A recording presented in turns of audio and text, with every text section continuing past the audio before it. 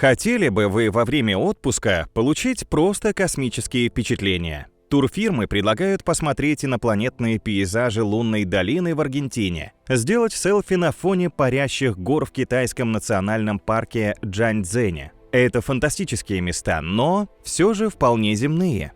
А между тем, для настоящих космических путешествий уже открыто околоземное пространство. Не так давно все могли увидеть, как корабль Crew Dragon Resilience после 3 дней на орбите вернулся обратно. Прямая трансляция приземления миссии с туристами на борту впервые велась на канале SpaceX в YouTube. Однако это далеко не первый подобный туристический полет на орбиту. И уже формируются предложения для более дальних путешествий. В ближайшем будущем, вероятно, можно будет отдохнуть в настоящей лунной деревне, а со временем отправиться вглубь Солнечной системы и за ее пределы, набраться впечатлений, позаниматься спортом.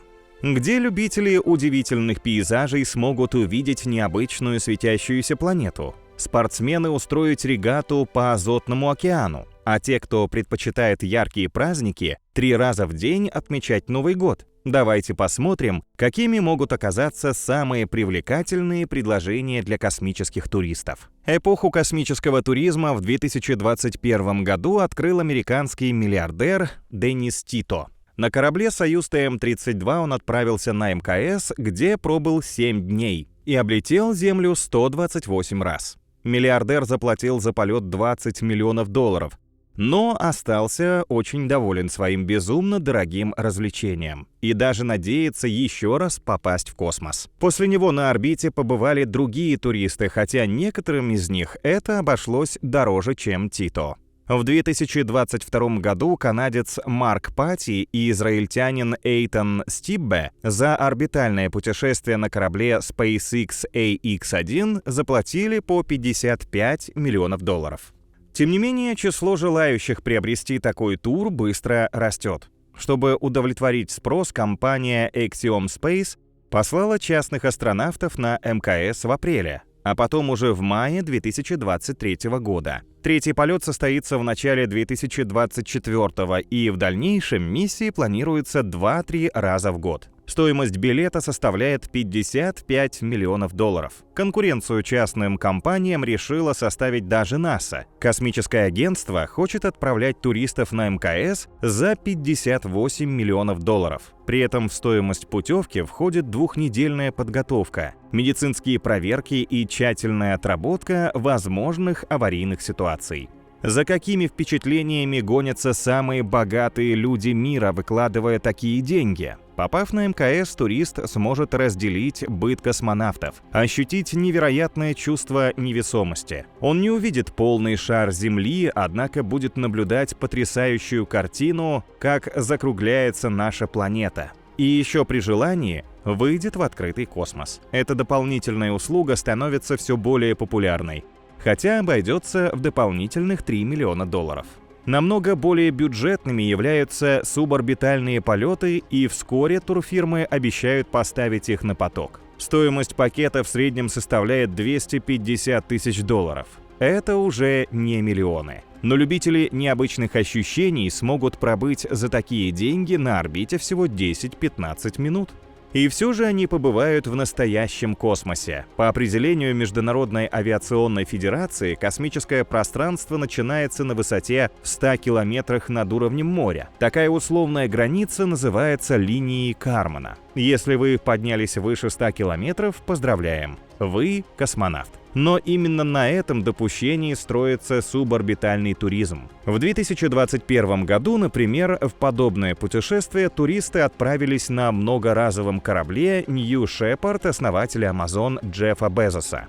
Полет длился 10 минут 28 секунд в 107 километрах над Землей. В то же время ВВС США считают космическим пространство на высоте от 80 километров. На этой разнице сыграла компания Virgin Galactic, бизнесмена Ричарда Брэнсона, отправившая туристов ближе к звездам в 2023 году. Корабль Unity поднялся на высоту более 80 километров. Экипаж на 5 минут смог ощутить невесомость и благополучно вернуться на Землю. Весь полет занял 15 минут. Поскольку такой туризм быстро развивается, к 2029 году на низкой околоземной орбите планируется открыть отель Voyager. Визуально объект, рассчитанный на 400 человек, будет выглядеть по-внеземному необычно. Отдельные капсулы прикрепят к вращающемуся колесу, а трубы, соединяющие различные области, образуют букву X, похожую на его спицы. Все сооружение будет вращаться для создания искусственной гравитации. Гостям отеля предложат шикарные люксовые номера и более бюджетные апартаменты.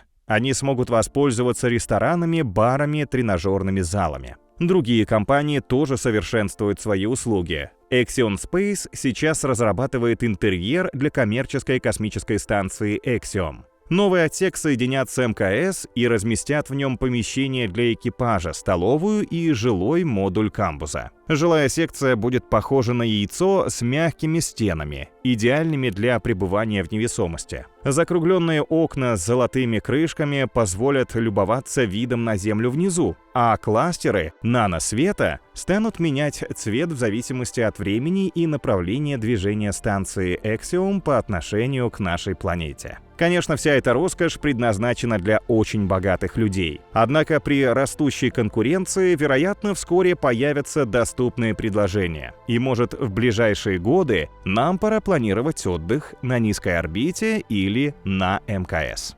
А вот с отпуском на Луне, скорее всего, придется повременить. Она находится на расстоянии 384 тысяч километров от Земли, и пока к нашему спутнику не проложен постоянный маршрут. Однако сфера лунного туризма уже обозначена. Сразу 8 человек вскоре должны отправиться в первое туристическое путешествие вокруг Луны на космическом корабле Starship компании SpaceX. Во время 6-дневной миссии они доберутся до спутника Земли, совершат его облет и вернутся на Землю. Капитаном первого туристического корабля станет Юсаку Маэдзава, японский миллиардер и предприниматель. Он финансирует весь полет и пригласил вместе с собой пассажиров с творческими профессиями. Среди них, например, американский диджей Стив Аоки, южнокорейский певец и модель Тхап. По задумке Маэдзава, путешествие должно вдохновить пассажиров на новые творческие проекты. Под руководством астронавтов и пилотов SpaceX туристы долетят до Луны. Затем они опустятся на расстояние в нескольких сотен километров к ее поверхности, увидят освещенную дальнюю сторону спутника и еще станут свидетелями потрясающей картины восхода Земли, поднимающейся над поверхностью Луны. Также билеты на корабль SpaceX уже забронировал Деннис Тита, который первым побывал на МКС. 83-летний миллиардер вернется в космос вместе с женой. Сколько они заплатили и когда именно состоится полет к Луне, не сообщается. Однако известно, что путешествие, в которое супруги отправятся с еще примерно 10 пассажирами, продлится около недели. Полет не включает посадку корабля на Луну, и осмотреть спутник туристы смогут с его орбиты. Но это только начало лунного туризма. Полюбоваться необычными видами, побродить по нашему спутнику со временем можно будет из настоящей лунной деревни, которую хотят возвести для ученых и обычных посетителей. Ее проект разработали архитектурное бюро СОМ и Европейское космическое агентство. Их оригинальное архитектурное решение позволит легко перевести 4-уровневое строение Земли на спутник. А там останется взять насос, и вскоре деревня готова. Вы, наверное, догадались, что блоки для возведения зданий будут надувными, как наполненные гелием воздушные шары. И мы представим, что заняли место в одном из них. Если утром решите насладиться из окна появлением солнца, то важно не пропустить нужный момент. Лунные закаты и рассветы наступают внезапно. На Земле свет звезды рассеивает атмосфера нашей планеты. У ее спутника нет атмосферы, поэтому сумеречные цвета отсутствуют. Зато можно не спеша насладиться неземным сиянием неба. Когда астронавты обогнули обратную сторону Луны, они были ошеломлены. Во время заката на горизонте горел яркий полумесяц света. Незадолго до восхода Солнца он появился вновь.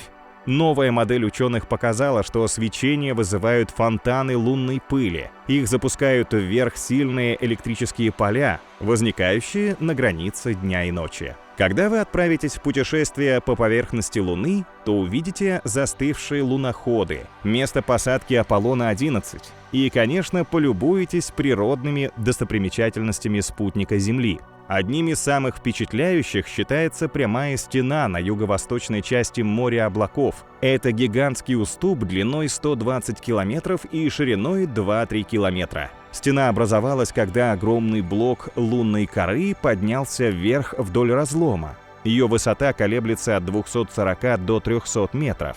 Для сравнения, Великая Китайская стена поднимается вверх всего на 6-16 метров. Не менее величественный лунный монстр – бассейн Эйткен на Южном полюсе, который является крупнейшим кратером спутника. Он достигает 2240 километров в диаметре и почти 13 километров в глубину. Эйткен образовался в результате столкновения с астероидом миллионы лет тому назад. Если бы кратер располагался на Земле, то простирался бы от Нью-Йорка до Канзас-Сити. На спутнике хватит для осмотра и других чудес, таких как извилистые лавовые каналы Большой Альпийской долины, живописный кратер Коперник. После знакомства с ними можно возвращаться на Землю и планировать еще более невероятный космический отпуск. На Марс. Но он более чем в 150 раз дальше от нас, чем Луна. Никто из людей еще не бывал на Красной планете. И все же ее уже можно включать в планы на будущий отпуск. Компания SpaceX Илона Маска готовит настоящую экспансию на Марс. Уже проведено несколько тестовых полетов корабля Starship, который отправится на Красную планету. В 2020 году глава SpaceX Маск заявил, что надеется построить 1000 космических кораблей в течение 10 лет, чтобы к 2050 году отправить 1 миллион человек на Марс для создания там колонии. Позже он намекал, что первый человек должен появиться на Красной планете в 2029 году. И, конечно, параллельно с этим будет развиваться туристический сектор полетов. Но во сколько обойдется подобный тур? Если судить по ценам полетов на орбиту, то стоимость билетов окажется запредельной. Однако Илон Маск неожиданно порадовал космических туристов. Он сказал, что за полет до Марса на корабле его компании придется заплатить всего около $100 тысяч. И это по карману многим жителям Земли. Как глава SpaceX надеется сделать ценник столь доступным? Прежде всего, за счет экономичных технологий при строительстве кораблей Starship. Это будут самые большие космолеты в истории человечества, высотой до 122 метров. Корабли превзойдут легендарную ракету NASA Saturn-5, которая возвышалась на 111 метров, на 18 метров выше Статуи Свободы. Представляете, насколько безумная сила может поднять в небо такую громадину, как Starship? Однако в SpaceX есть новая разработка – двигатель Raptor. В настоящее время он является единственным полнопоточным двигателем с многоступенчатым внутренним сгоранием. Raptor не превзойден по мощности, но экономнее других. Химическое топливо корабля тоже будет дешевым. В большинстве ракет используется смесь жидкого водорода и окислителя, жидкого кислорода. В SpaceX решили в основном применять метан, который дает тягу сильнее. Важно и то, что этот элемент топлива можно производить на Марсе из углекислого газа и воды. Ускоритель, который является первой ступенью корабля, не сгорит в воздухе после выполнения своих функций, как его предшественники. Уже через 6 минут после старта первая ступень корабля разгонит Starship до скорости 8650 км в час. Затем ускоритель отсоединится и вернется на Землю. Дальше по маршруту корабль поведут 6 рапторов, а первую ступень ракеты снова заправят и подготовят к следующему старту, что также значительно удешевит стоимость полетов. К тому же цену позволит сбить материал корпуса, из которого изготовят корабль. Создатели Starship выбрали нержавеющую сталь. Алюминий и углеродное волокно, которое тоже применяется в аэрокосмическом строительстве, стоят намного дороже. Например, цена углеводородного волокна составляет $135 за килограмм. Причем более трети материала утилизируется в процессе строительства, из-за чего реальная стоимость поднимается почти до $200 за килограмм. А эквивалентное количество нержавеющей стали обходится всего в $3 за килограмм. Благодаря надежному материалу корпуса, мощным двигателям и другим продвинутым технологиям, каждый корабль сможет за 7 месяцев доставить с Земли на Марс 100 человек. Запуски будут производить в периоды максимального сближения планет в 54,6 миллиона километров, которые наступают каждые 2 года. Тем временем в НАСА уже провели конкурс на лучший марсианский дом для пассажиров этих космических суден. Есть интересное предложение построить отели в стиле корабля или многоуровневые футуристические бочки. Но первое место занял проект компании Mars Ice House – 4-этажного иглу, жилища эскимосов, адаптированного под условия Красной планеты. Давайте представим, что вы забронировали себе место в таком отеле. Что смогут предложить вам туроператоры для незабываемого отдыха? Наверное, сразу посоветуют приобрести особые очки. Не удивляйтесь и последуйте совету профессионалов. Эта необычная покупка точно обеспечит вам место в первом ряду на грандиозном шоу, которое месяцами длится на Марсе.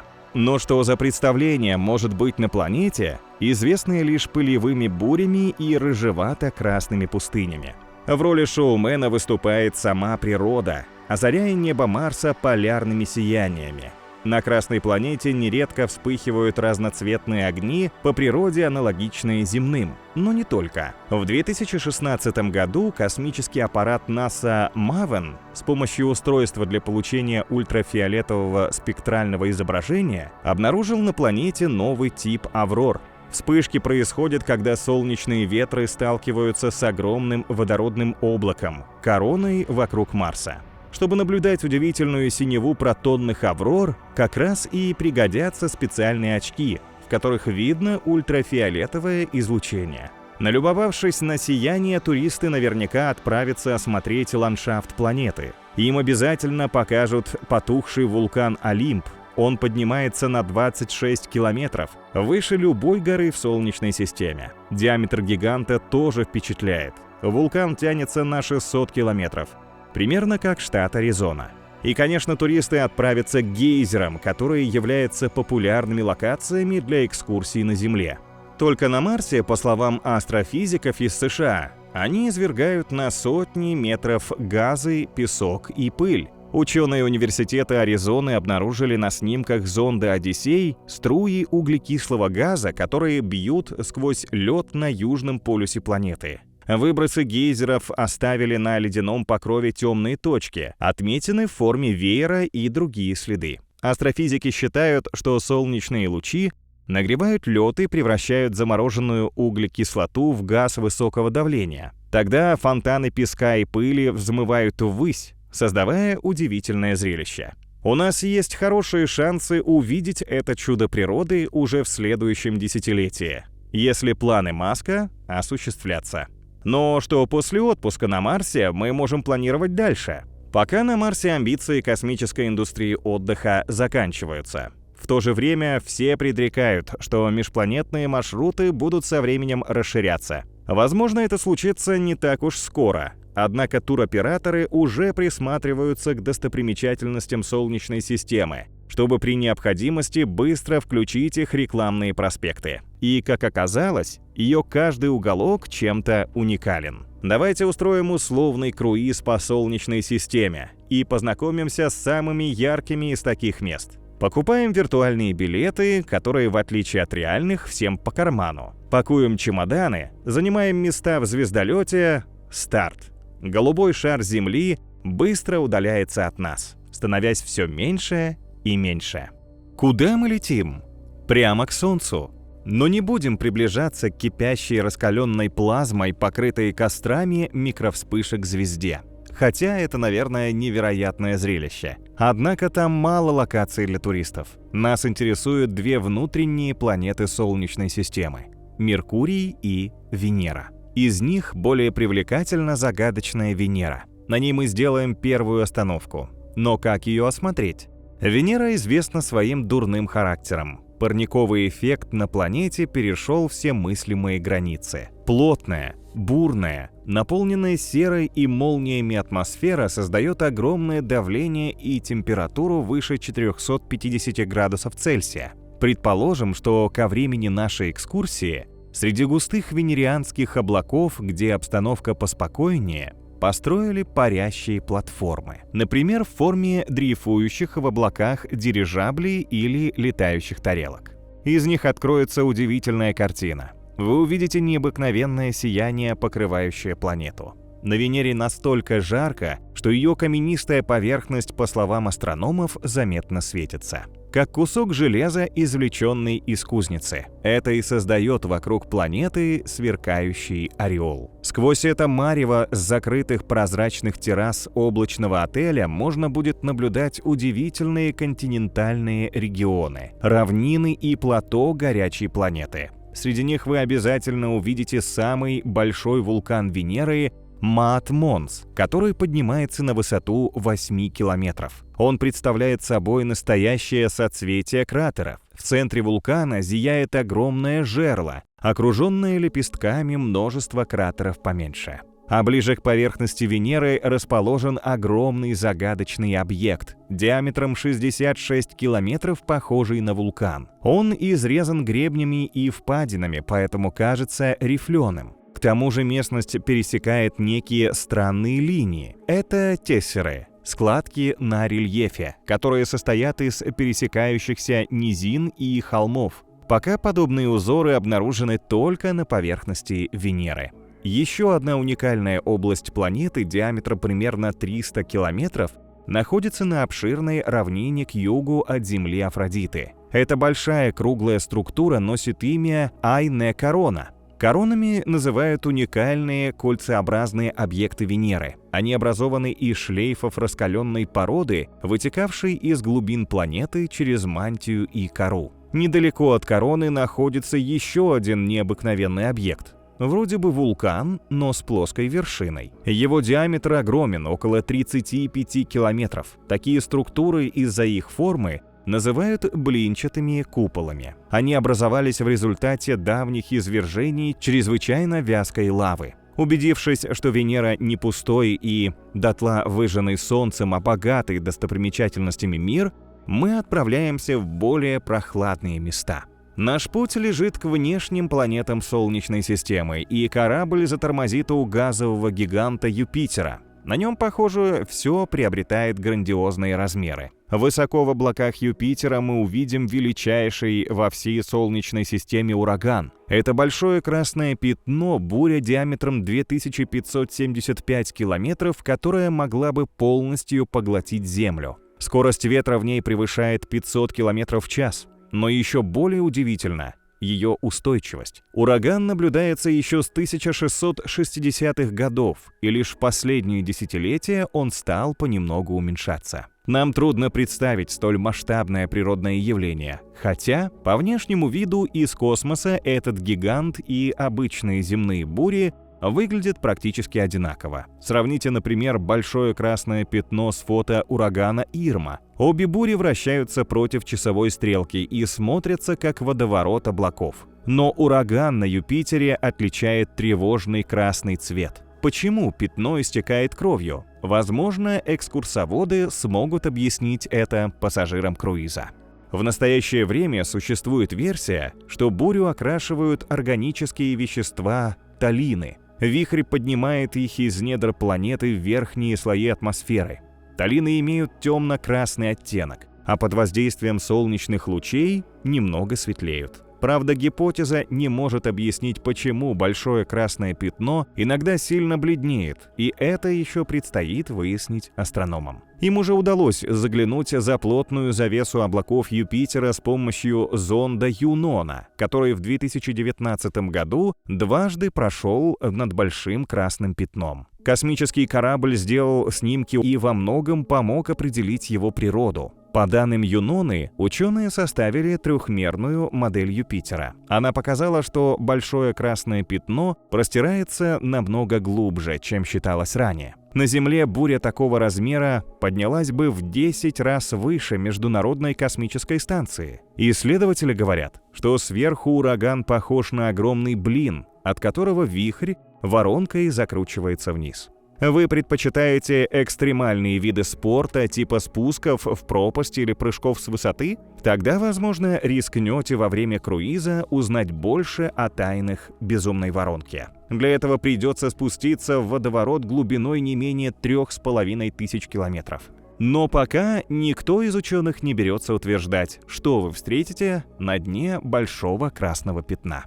Мы, конечно, не сможем высадиться на Юпитер, поскольку у газового гиганта нет твердой поверхности. Его уникальный спутник Ио тоже придется наблюдать со стороны. Приземляться на Луну опасно. Там постоянно слышны взрывы, в небо взмывают столбы огня. Но это, конечно, не происки воинственных инопланетян. На Ио в небе палят вулканы, и астрономы насчитали их уже более 400. Луна признана самым геологически активным небесным телом во всей Солнечной системе. Массивный Юпитер, а также его крупные спутники Европа и Ганимед мнут, растягивают и сжимают Ио своей гравитацией, как кусок пластилина. Именно эта энергия подогревает Луну и питает ее многочисленные вулканы. По поверхности Ио, вероятно, опасно ступить и шаг. Она покрыта озерами силиката, и некоторые прячутся под тонкой корочкой грунта. В любой момент она может прорваться под ногами мощным выбросом лавы, поднимающимся на сотни километров.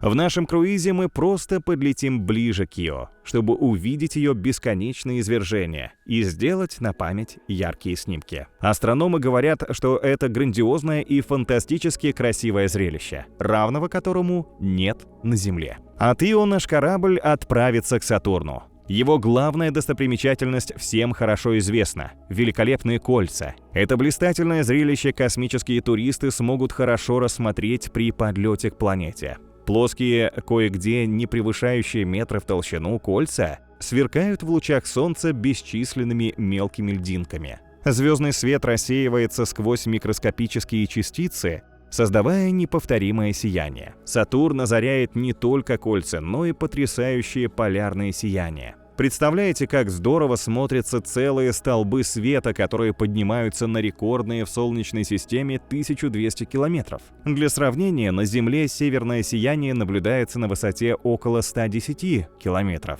иногда максимум 643.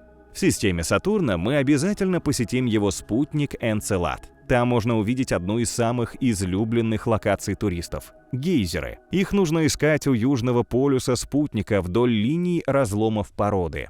Уникальные природные фонтаны Энцелада извергают в небо струи воды в виде пара и мелкой ледяной пыли. Считается, что их источником служит подземный океан спутника, и в нем, как считают ученые, может существовать жизнь. Фотографии, сделанные зондом Кассини, позволяют составить представление о том, насколько мощны гейзеры Энцелада. Их струи воды, смешанные с пылью, образовали вокруг Сатурна целое кольцо. Криовулканы Энцелада тоже постоянно извергают ввысь свои струи. Вместо расплавленных скальных пород, как на Земле, они посылают в небо воду, аммиак, а также метан в жидком и газообразном виде.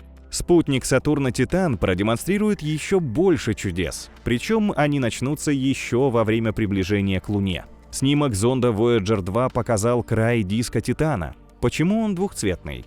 Просто синий выглядит загадочная дымка неизвестной природы на высоте в паре сотен километров над атмосферой. Сама атмосфера кажется оранжевой и в основном состоит из азота с примесью метана, а также, возможно, соединений водорода и углерода. Благодаря зонду Кассини мы знаем, что вблизи северного полюса Луны плещутся огромные озера. Самое крупное по размерам сравнимо с Каспийским морем. Правда, озера Титана состоят не из воды, а смеси жидких метана и этана. Но разве такая преграда остановит любителей парусного и других видов водного спорта? Они наверняка захотят отправиться в плавание по метановым водам Титана на специальной лодке. К Кто знает, возможно, в будущем это место станет одной из лучших локаций для проведения межпланетных регат. Если вы предпочитаете парашютный спорт, полеты на параплане или дельтаплане, вам тоже сюда. У Титана плотная атмосфера, а сила тяжести в 7 раз меньше земной. Человек там может летать как птица.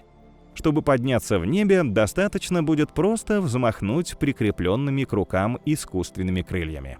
Удаляясь от Сатурна, мы минуем Уран, который издалека покажется красивым нежно-голубым шаром. Наша следующая остановка будет на самой далекой от Солнца планете – Нептуне.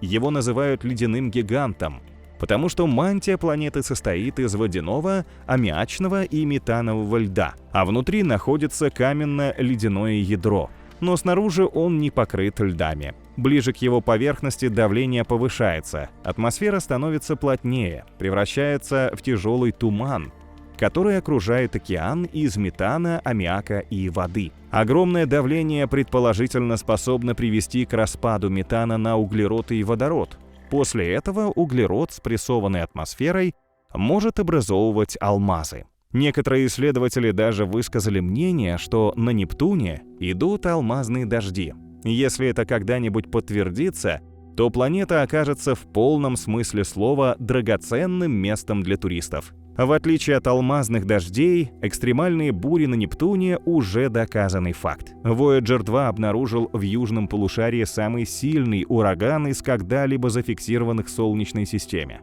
Ветер в нем был закручен против часовой стрелки и дул с силой 2100 км в час. На Земле так быстро летают только сверхзвуковые самолеты. Самый большой ураган, по размеру сравнимый с Землей, назван Большим темным пятном. Правда, неизвестно, сможем ли мы увидеть это грандиозное явление природы. Как показал телескоп Хаббл, в 1994 году темное пятно исчезло.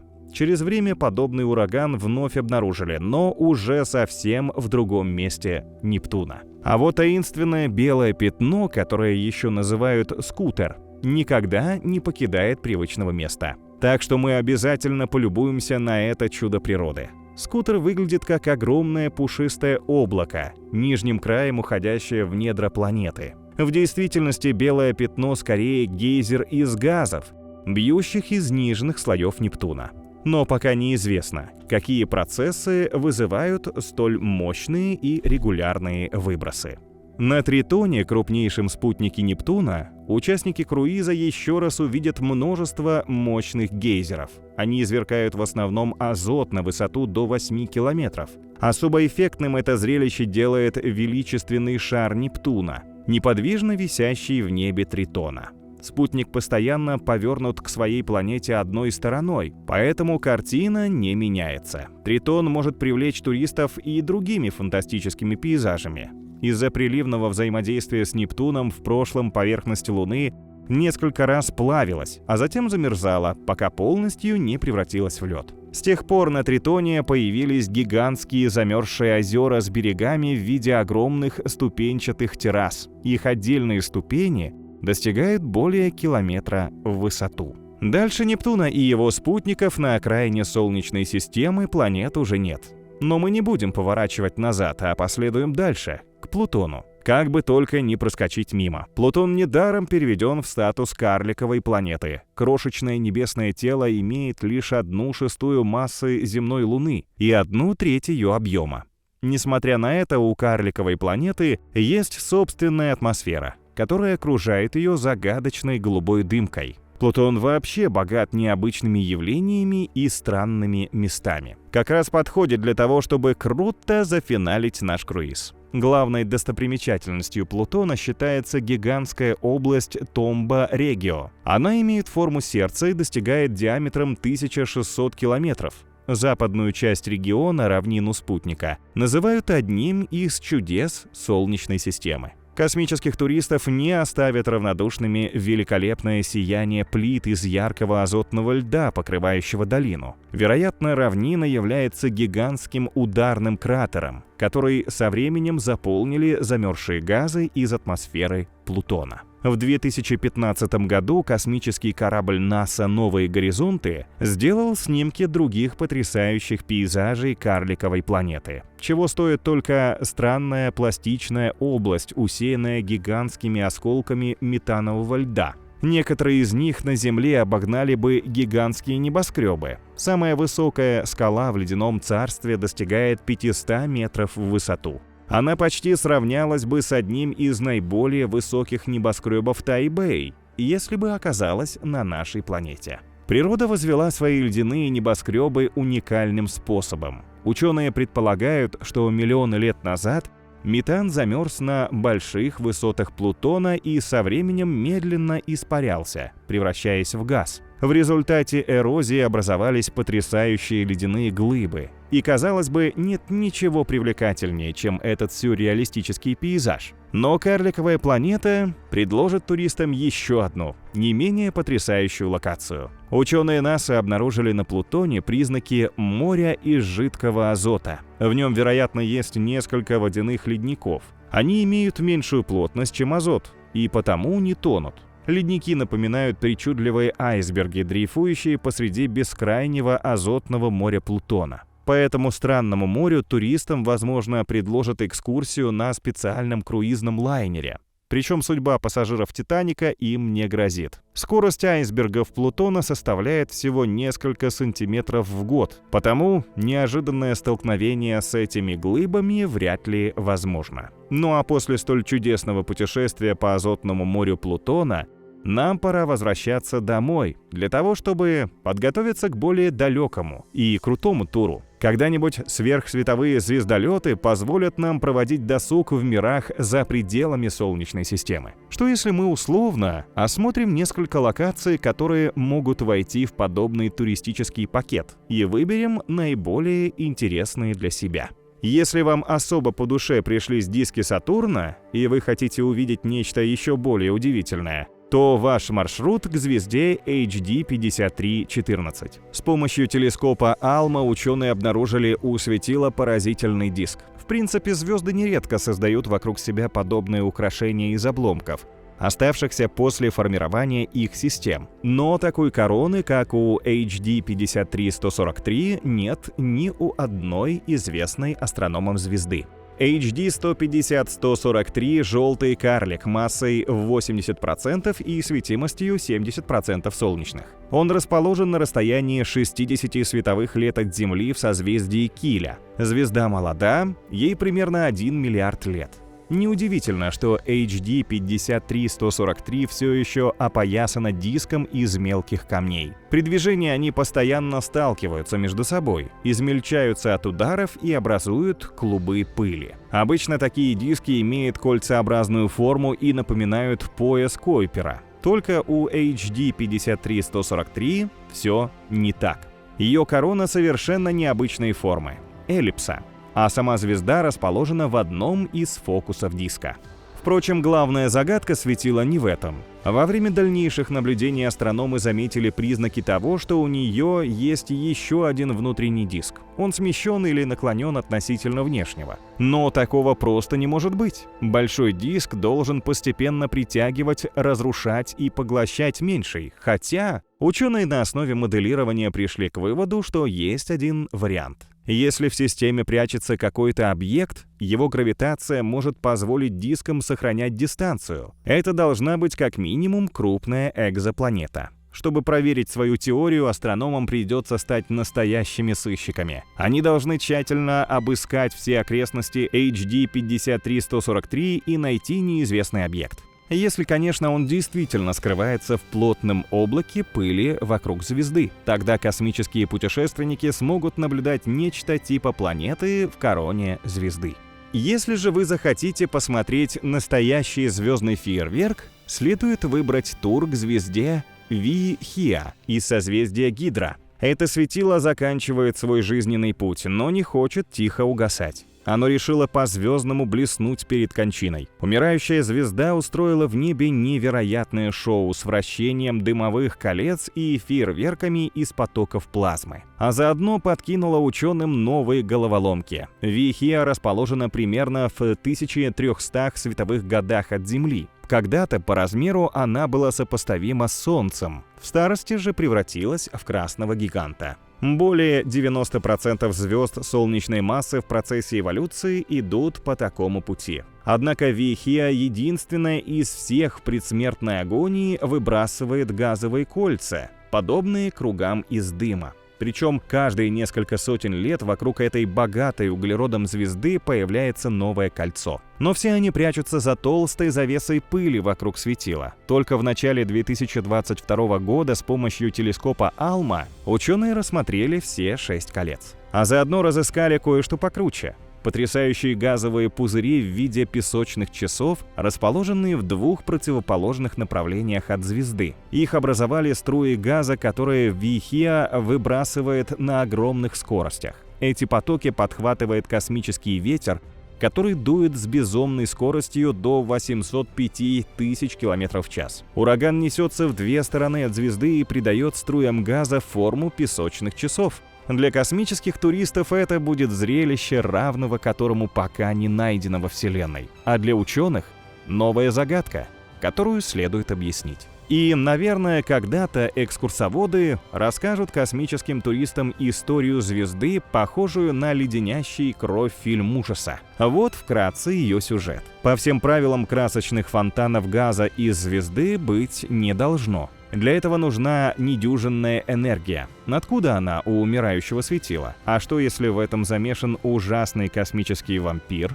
Ученые выдвинули версию, что рядом с Вихия вращается невидимая звезда-компаньон. И напарник у Вихия, вероятно, оказался недобрым. Он стал высасывать оболочку звезды, пользуясь ее агонией. Часть газа попадает в космос и образует удивительную структуру в форме песочных часов.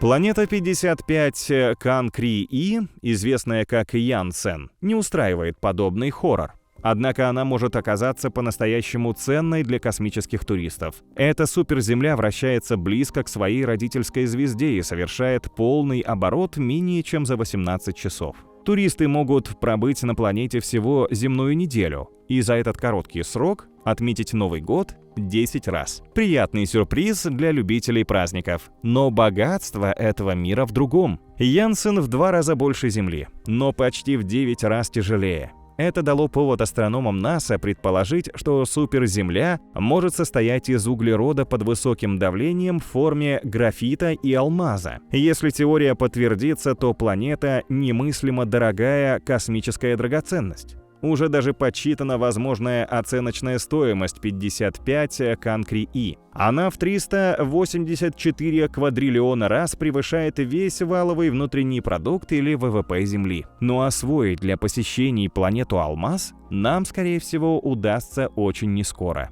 Для этого нужно придумать невиданно жаростойкий отель. Он должен выдержать жуткую температуру Янсена, которая достигает 2300 градусов Цельсия. А вот в системе Тропист-1 из созвездия Водолея, почти в 40 световых годах от нас, все намного привычнее. В ней находятся 7 землеподобных планет. Система этого красного карлика очень компактная и на месте солнечной не вышла бы за пределы Меркурия. Космические туристы смогут там быстро перелетать с одной планеты на другую и знакомиться с их знаковыми местами. Мы остановимся на Тропист-1F.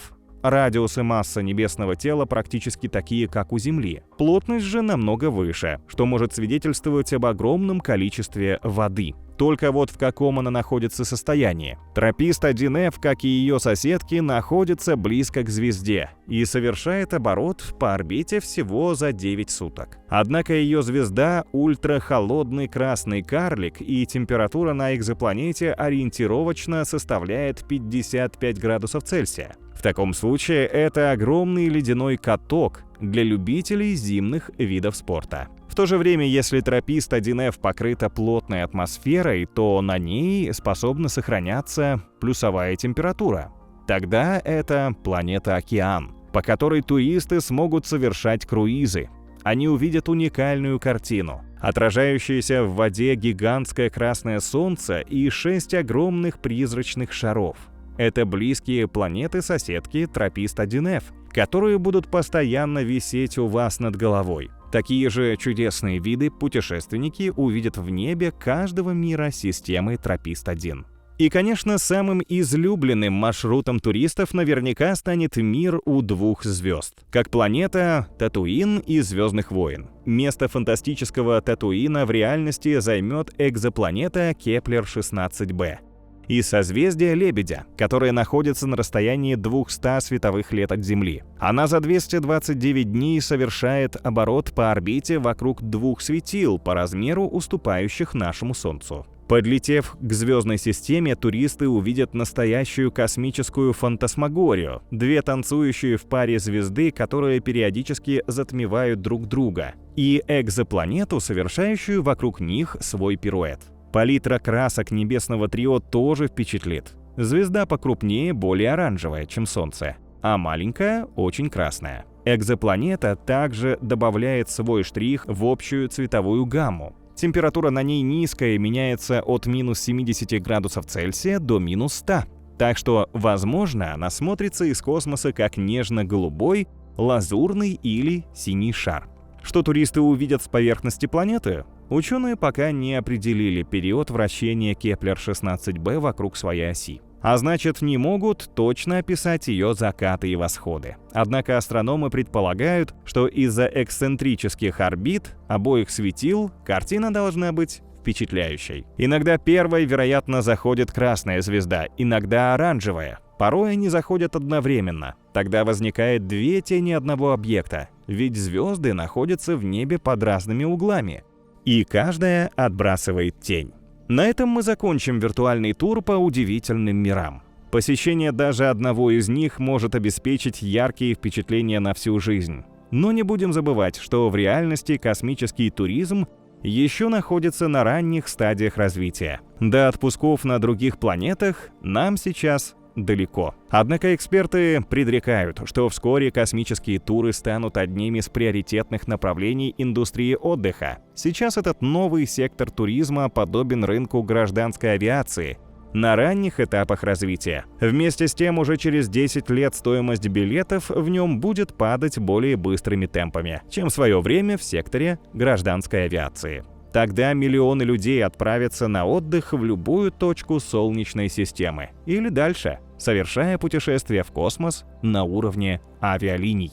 И кто знает, может, через какое-то время в туристических каталогах вы выберете именно то место, с которым познакомились в нашем видео.